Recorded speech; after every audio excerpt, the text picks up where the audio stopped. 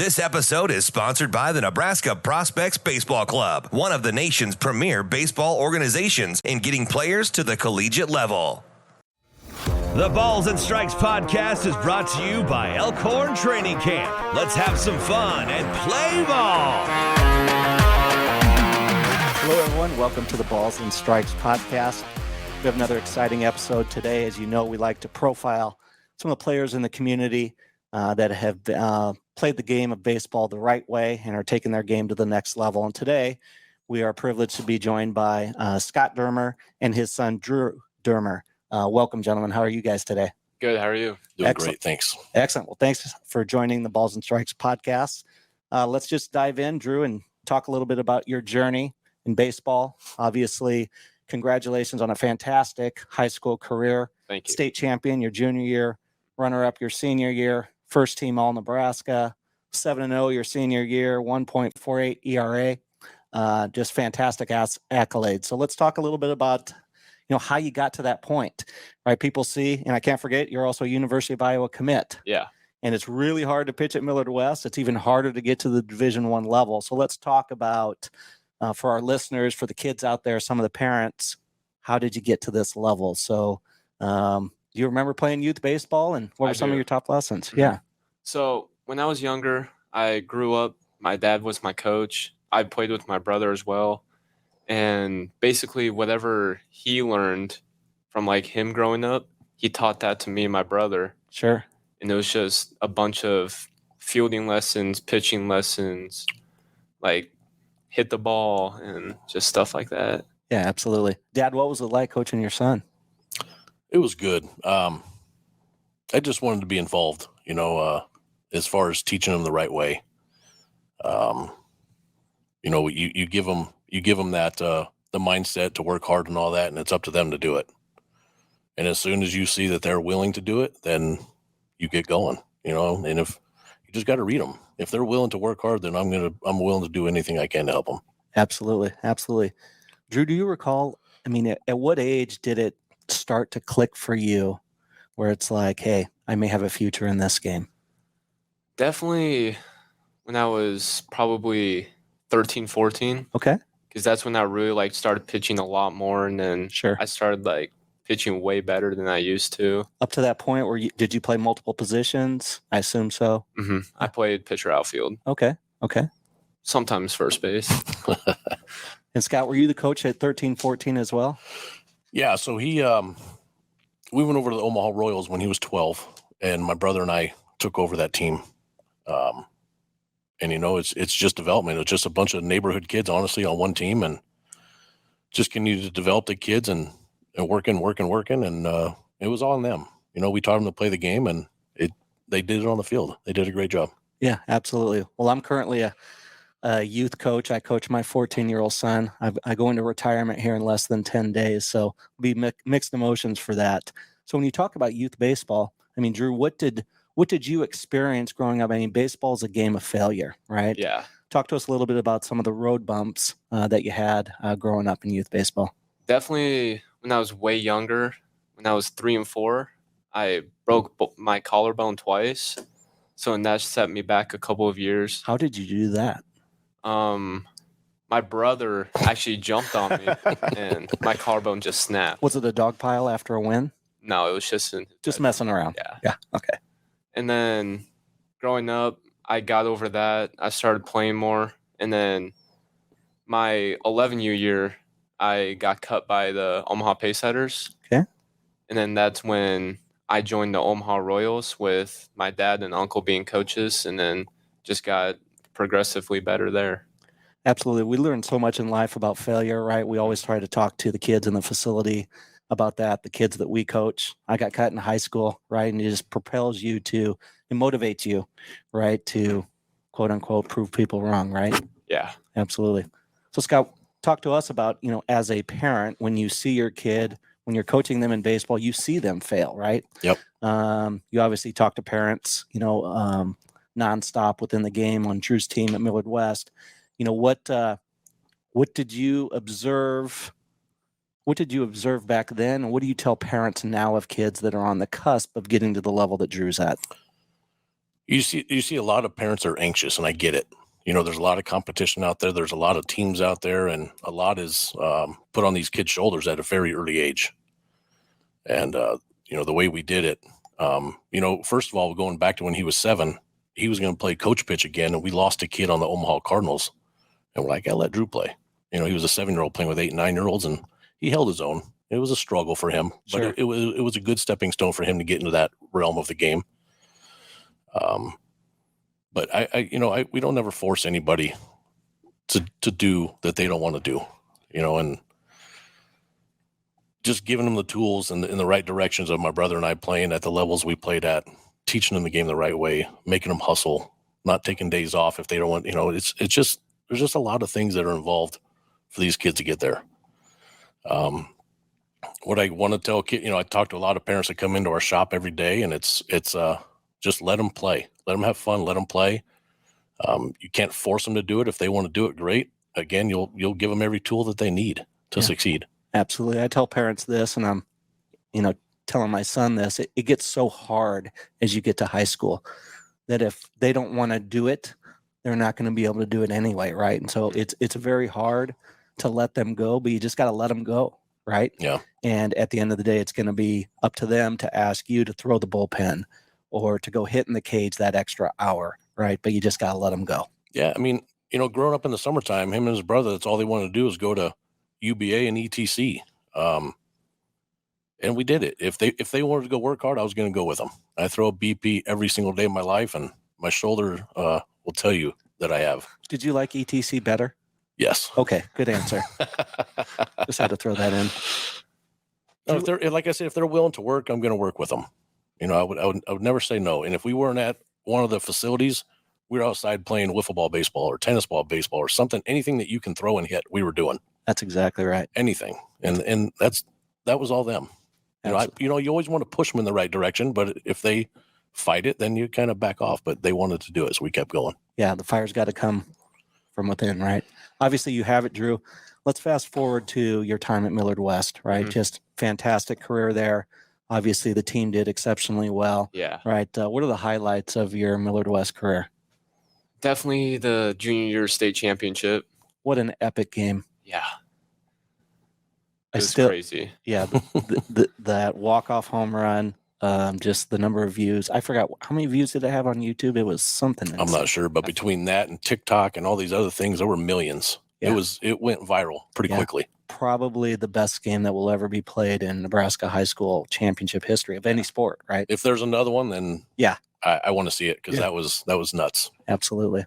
Both teams. I mean, South came back and battled back, and Cam hit that ball, and we just had to come back the next inning and tie it up and then win it in extras. It was a great game. Yeah, there you go. What about that season? Do you remember? Obviously, the last game you remember, of course, but talk about the culture that was built. The team started off pretty divided, but then once the season kept going, we really created a super good bond, and that really helps out a team. It's just all of our teammates were laughing, having a good time, just talking, getting along. It was just super fun. And that's especially challenging at a place like Millard West when there's a lot of talented kids, right? You're all trying to get to the next level, get recruited. It's very easy to make it about me, right? So that culture becomes really important. Yeah. How about the senior year? Same thing. Yeah. We all started off pretty close, but then we just got way closer. Started off super hot at the start of the season. Yeah. And we hit a couple of roadblocks. And then we just kept on going and going, and we made it to a championship game. Could have went either way, right? Extra innings, right? 10 innings. Yep, could have went either way. Yeah. So talk about what were some of your, obviously the high points, state championship, first team all Nebraska, runner up your senior year. Those are all fantastic. What about some of the low points in high school that you had to fight through? Definitely my freshman year. Okay.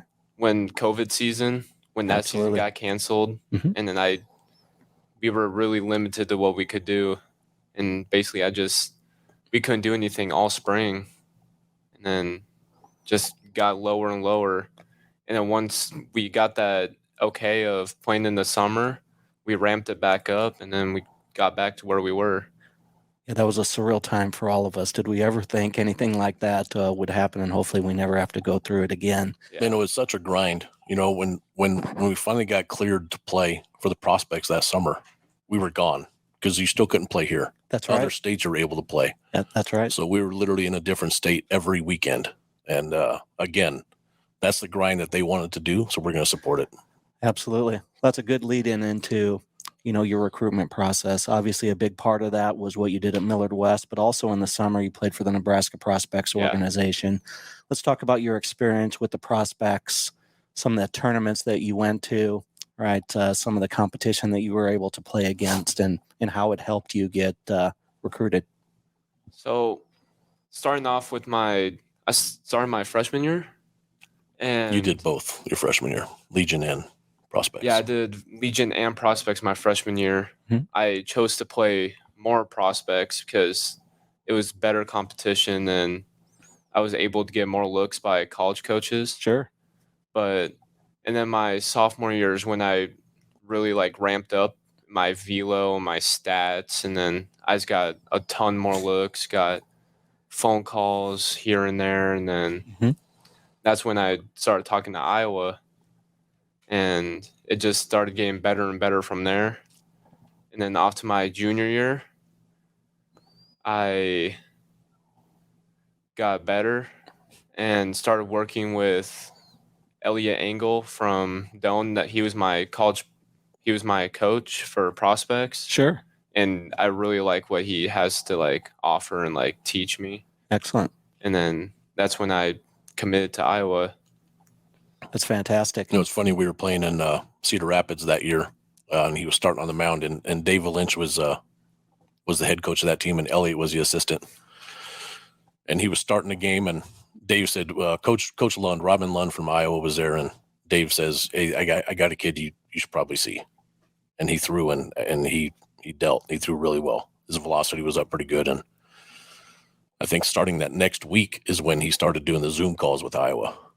And I tell you what, the best thing about Iowa at that time was we didn't even talk about baseball for a long time. It was just about the culture of the school, what they do as a program. What do you want to be when you grow up? What do you want to major in? And I mean, I tell you what, after that first Zoom call, Drew's like, I'm going to Iowa. Yeah. And it wasn't a done deal by any means. And that went on for a long time, solid 6 months of almost a year of weekly Zoom calls with them. And Iowa is known for waiting a little bit longer, which is great. They need to know that, the kids are committed just like they're committed to him. And we went up there and, we snuck onto the field and he took a picture of himself. Well, I took a picture of him in the dugout with the Iowa logo behind him. And he goes, I'm coming here. Oh, that's fantastic. Well, as a parent, I mean, you want your kid to go somewhere, right, where let's face it, there will be a time when everyone's done playing baseball, right? There's going to be life after baseball. It may be, in 4 years, it may be in 10 years after a great stint in the major league. So you got to be comfortable with where you're going to go spend the next 4 years. And that's awesome that you went through that part of the process to make sure you were comfortable there as a student and a kid, right? Or a young adult, excuse me.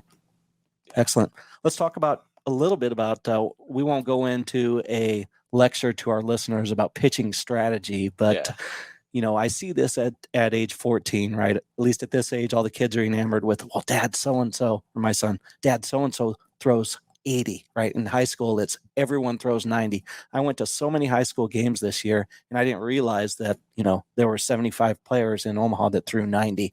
I know you really throw 90, but there's more than, when I talk to people, what I hear about Drew is he knows how to pitch, right? So that's a compliment to you. Yeah. So besides the ability to throw 90 plus, talk a little bit about, without sharing all your trade secrets, because I am a Nebraska fan, talk a little bit about your pitching strategy and what you've learned and how to pitch. Well, basically, when I pitch against all these guys I've been growing up with, so I know how to pitch them. I really try to sit edge to edge and then knees.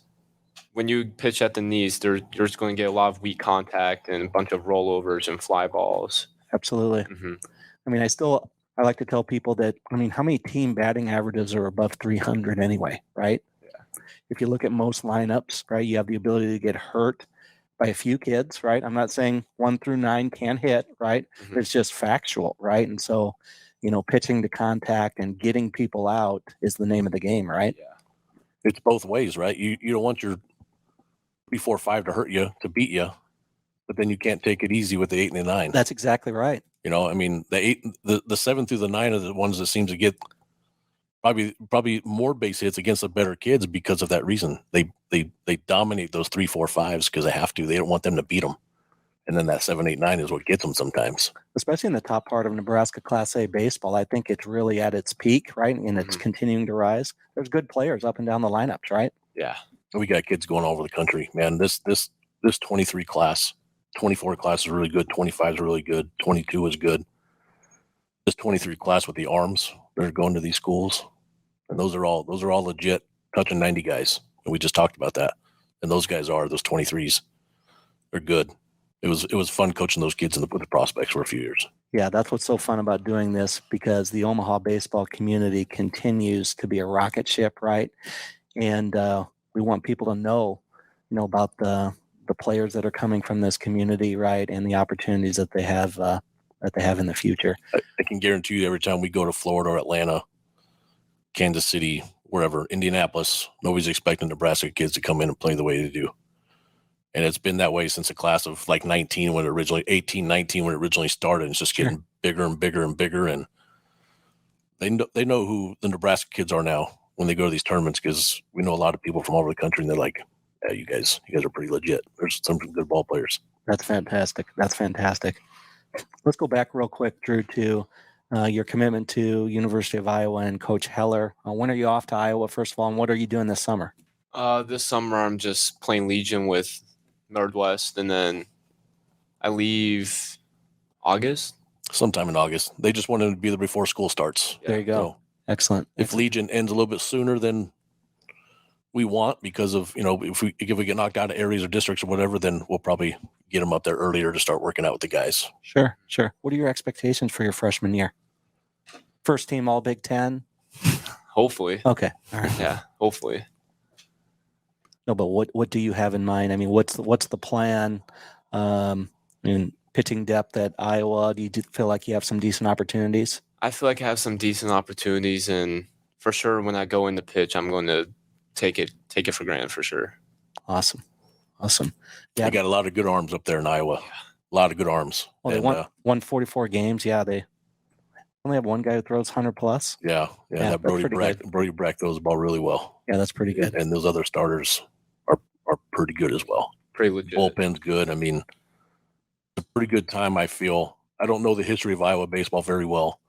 But I can tell you right now, and in the future, that's a good ball club. They're good. Yeah, that's fantastic. I'm excited. We just think it's so congratulations to you for a fantastic career. Thank you. Thank you for representing Omaha. Best of wishes at the University of Iowa. Thank you. And thanks, Dad, for raising him the right way, playing baseball the right way. And we wish you guys both nothing but the best. I'll tell you one more thing about him is that all the accolades are great, but he's a better kid. That's what's most important. That's tremendous. Thanks, Drew. Thanks, Scott. Take care. Thank you.